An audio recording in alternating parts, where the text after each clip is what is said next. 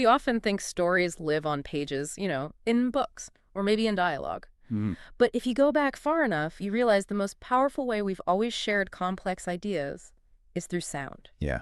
So today we're going to break down how music, through every single era, acts as this incredible storyteller. Sometimes with words, but a lot of the time completely on its own. Right. And what's so fascinating is that this link between music and memory, it isn't just cultural.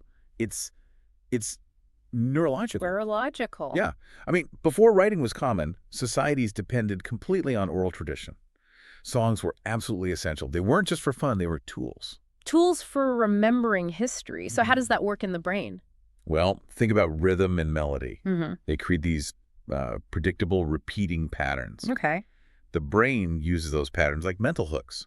So if you attach a long story, say a piece of history, to a simple tune, Yeah. the music makes that information so much easier to remember and pass on. It basically turns history into a sing-along. Exactly. Okay, so let's start at the very beginning.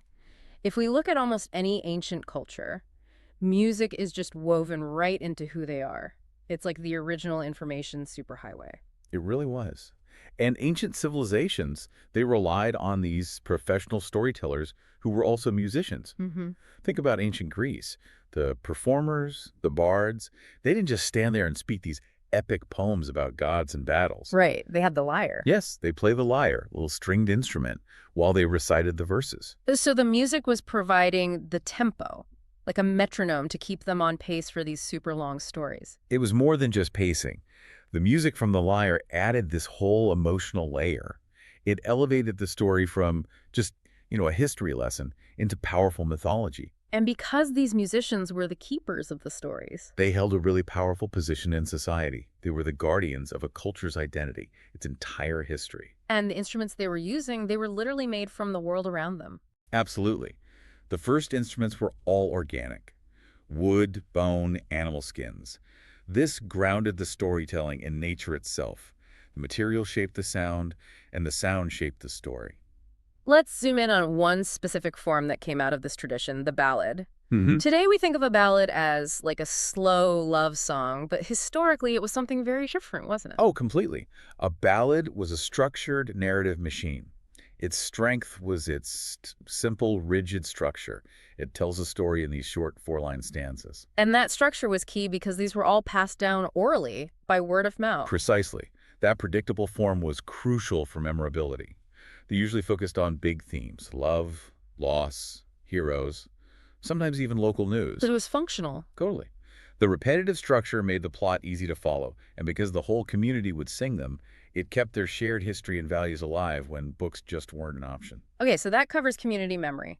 But what happens when you need to tell a huge, dramatic story about kings and empires? That's where you get opera. Born in Italy in the 1600s, opera just scaled that whole idea up. It's an art form where the entire story is told through singing, no spoken dialogue. So the music has to do all the emotional heavy lifting. Exactly.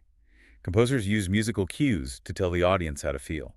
High, fast notes signal excitement or drama. And low, heavy sounds might mean danger's coming. Right. Heavy brass or drums can signal tragedy or something serious. And composers also gave characters their own musical identity, right? Yes, they'd write a specific, recognizable melody for each main character.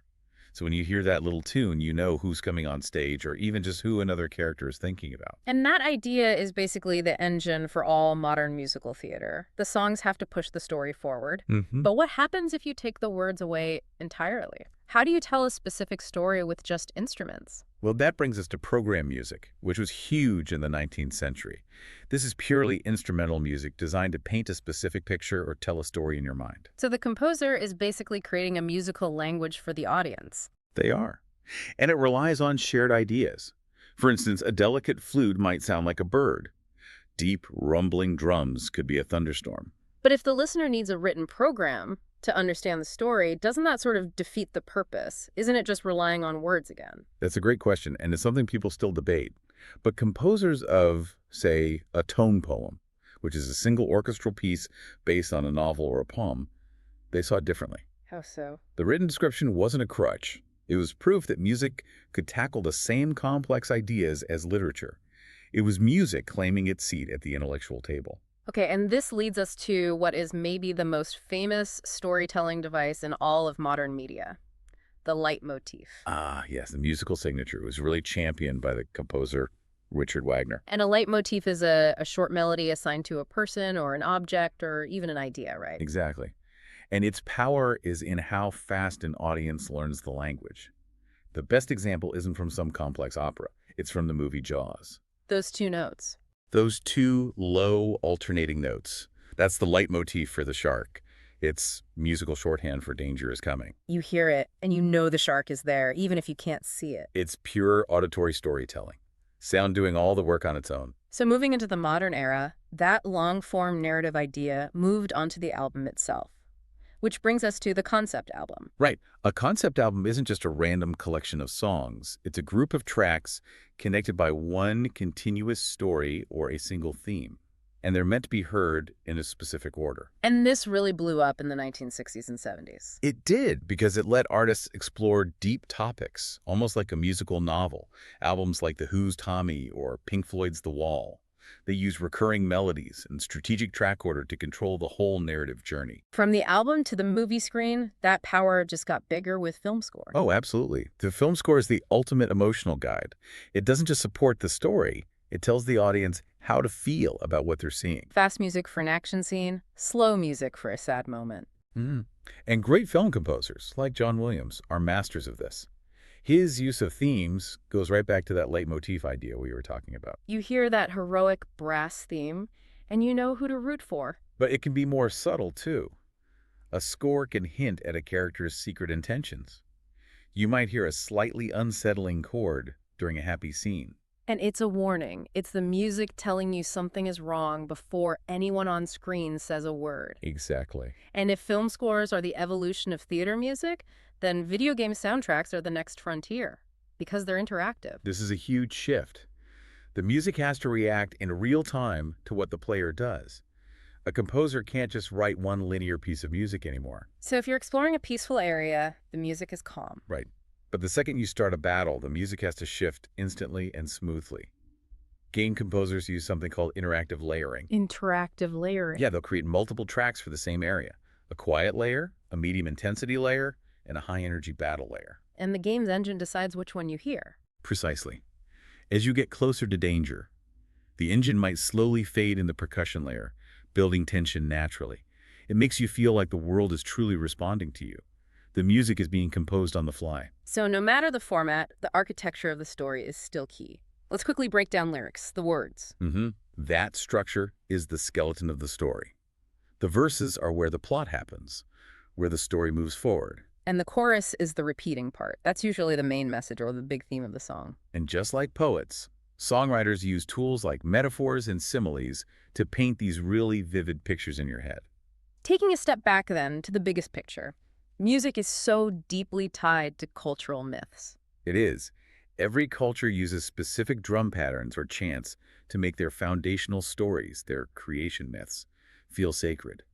It connects the physical world to the spiritual world. And that preserves the culture's identity for the next generation. By learning those sacred rhythms, younger generations are emotionally connecting with their own history in a way that just reading a text can't replicate. So where does all this go next? I mean, technology now lets anyone compose a complex score from their laptop. Right, and we're seeing virtual reality that can put you inside a 3D world where the music changes as you physically walk around. We're even seeing AI get involved. Yeah, artists are using AI to find new musical structures. But, despite all the high-tech tools, the fundamental human need for a good story and for music that moves us, that remains exactly the same. So what this all really means is that music is so much more than just background noise. It's one of our oldest and most flexible ways to share huge ideas, to feel things, and to remember the stories that define us. The music is always talking, even when the characters aren't. So think about the music in your favorite movie or in a game you play. What story is that score telling you that nobody on screen ever says out loud? See you next time.